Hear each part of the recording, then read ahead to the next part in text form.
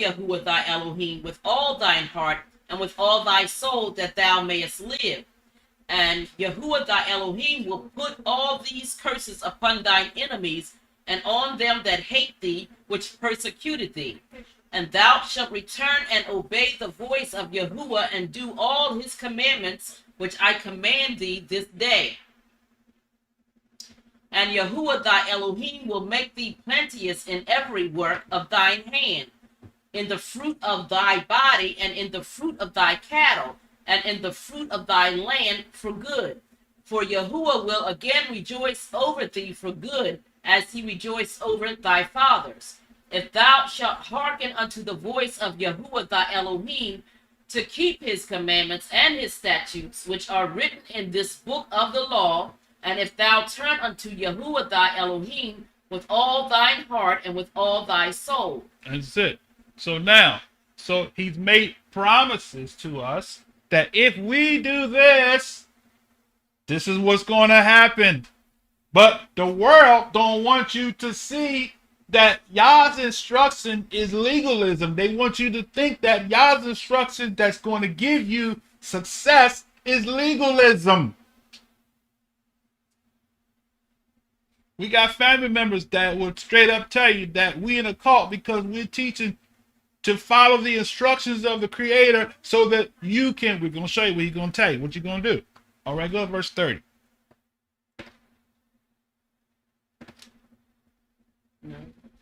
Verse 11, I mean. Chapter 30, verse 11. For this commandment which I command thee this day, it is not hidden from thee, neither is it far off. Stop. So you don't need no revelation. I need it to be revealed. We so accustomed to looking for deep things. You got a deep word, any word. The word is right there. We're gonna show you. All right. It's not in heaven. You should go up to heaven. Go ahead. It is not in heaven that thou shouldest say, who shall go up for us to heaven and bring it unto us, that we may hear it and do it. Neither is it beyond the sea that thou shouldest say, who shall go over the sea for us and bring it unto us, that we may hear it and do it. But the word is very nigh unto thee, in thy mouth and in thy heart, that thou mayest do it. Oh, wait. Oh. How's the word in your... It said the word is nigh to thee, in your mouth and in your heart, right?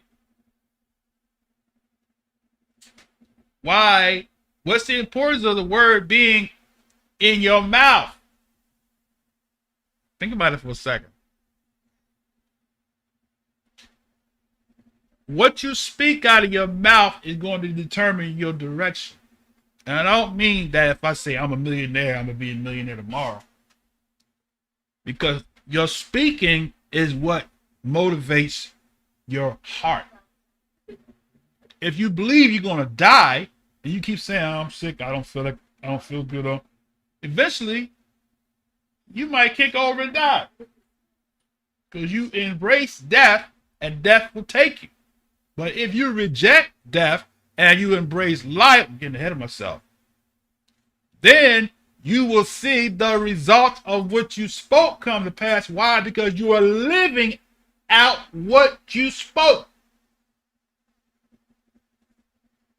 Does that make sense?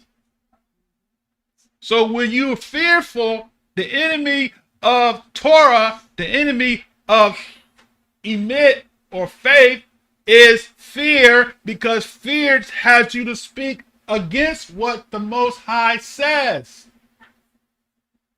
And when you speak against the Most High, it brings forth death. But the enemy don't want you to see that. Wants you to feel that the law is legalism and bondage. All right? So the word is in your mouth, right? That's why the Most High said, this book of the law shall not do what? Depart from your what? Your lips. Because why? You keep saying something, eventually you start believing it, right? Mm-hmm.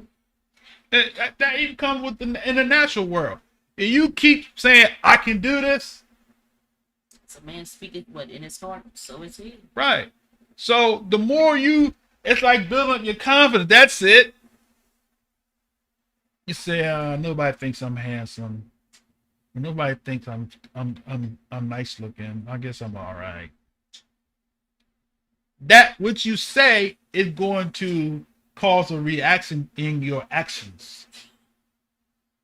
If you feel worthless, it's going to make you act like you're worthless. And after a while, everybody else is going to see you and they're going to look at you like you're worthless.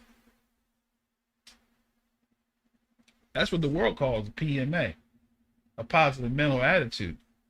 But when you are doing it, letting the word come out of your mouth, you're saying what the Most High said about you, who you are, then guess what? You're going to start to see those results. All right?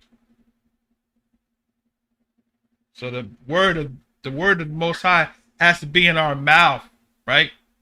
Once it's in your mouth, then and in your heart, because your heart is your passion. Right? That's why we say, I shall live and not die. Right? Why? To declare. I'm not just living just to live, because if you're not declaring God's word, then you are doing what? You are just existing. And if it's not there, maybe you're not reading enough of his word. That's good. So when your emotions, when you're living by the flesh, as we covered in the previous lesson, what is the flesh? Living by the 5 physical senses. You're motivated by what you see, by what you hear, by what you feel, by what you smell, by what you taste. Right? And not moved by the spirit, the inner man, the true you, that tells you, look, I don't care what man says, I know I have a promise from the word of Yah. Right? All right. Let's continue. Verse 15. Mm-hmm. See, I have set before thee this day life and good, and death and evil. All right, stop. So what? Did the Most High, is he making you? When you pass a law to make somebody do something, right? That's not giving them a choice. That's trying to make them, it's like you can't make a person love you. Love is a choice. You gonna love me or else. Y'all smarter than man. He's not going to make you love him. What kind of lunatic would make you love them? Gives you a choice, right? See what he says? I have set before you this day, good and life. Go ahead. In that I command thee this day to love Yah thy Elohim, to walk in his ways, and to keep his commandments and his statutes and his judgments, that thou mayest live and multiply. And Yahuwah thy Elohim shall bless thee in the land whither thou goest to possess it. But if thine heart turn away, so that thou wilt not hear, but shall be drawn away and worship other deities and serve them, I denounce unto you this day that ye shall surely perish, and that ye shall not prolong your days upon the land whither thou passest over Jordan to go to possess it. I call heaven and earth to record this day against you, that I have set before you life and death, blessing and cursing. Therefore choose life, that both thou and thy seed may live. Mm-hmm. That thou mayest love Yahuwah thy Elohim, and that thou mayest obey his voice, and that thou mayest cleave unto him. For he is thy life and the length of thy days, that thou mayest dwell in the land which Yahuwah sware unto thy fathers, to Abraham and to Isaac and to Jacob, to give them. That. So what you gonna do with that? It's a choice, not a force. See, we came up, oh, the Lord will make you serve. No, he won't. No, he won't. The laws kick into place. Jump off the top of a roof, law of gravity kicks in, pulls you down. What happened? Died, right? Yeah. If he made you serve him, how come everybody's not serving him? It would be a wonderful world. Everybody would be forced to obey the Most High. Wouldn't be no lawlessness in the world. No need for the lake of fire. No need for the lake of fire. We no need for what? There would be no need for laws. Everybody would just be walking around, just doing the right thing. You know, Judgment Day, it's everybody's doing what they supposed to be doing. So Yah is not like man. Man's law is by force. Yah's law is by choice. All right? Now, we're going to look a little further, then we're going to close out. I always bring this up because I always got the religious people say the law came from Moses. So, I'm telling you, when the Most High reveals something to me, I'm going to tell it. So let's go to Genesis 25. Genesis.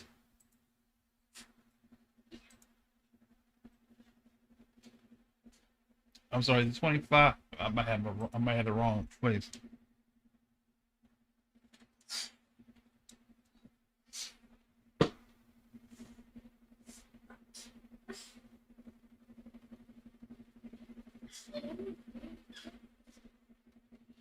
I got the wrong place.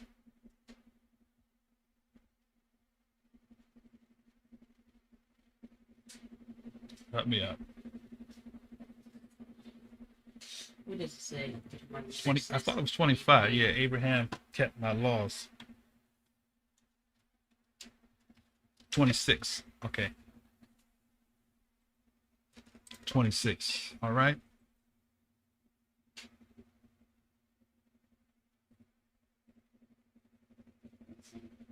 All right. Let's start verse 1. So this is our introduction to the law.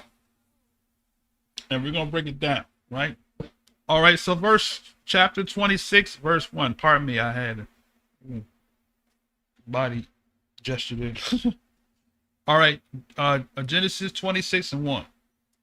And there was a famine in the land beside the first famine that was in the days of Abraham and Isaac, and went unto Abimelech, king of the Philistines, unto Gerar. And Yahuwah appeared unto him and said, Go not down into Mitzrayim, dwell in the land which I shall tell thee of. Sojourn in this land, and I will be with thee, and will bless thee. For unto thee and unto thy seed I will give all these countries, and I will perform the oath which I swear unto Abraham thy father. And I will make thy seed to multiply as the stars of heaven, and will give unto thy seed all these countries, and in thy seed shall all the nations of the earth be blessed. Because that Abraham obeyed my voice and kept my charge, my commandments, my statutes, and my laws. That's good. That's good. So, brother preacher, would have you believe that the reason why Abraham was blessed because Abraham paid tithes to the church. And Abraham didn't have nothing until, he joined the church, paid his tithes. Abraham didn't have nothing. Abraham didn't have no laws or nothing. He lived by the age of consciousness. That's what they want you to believe. You ever heard that? Man lived in the age of consciousness. There was no laws. They want you to believe Abraham didn't have no laws. So the Most High chose Abraham just because, he had to find somebody that he chose. He chose Abraham. The reason why we bring this verse out is because this verse shows you that why Abraham was chosen. All right.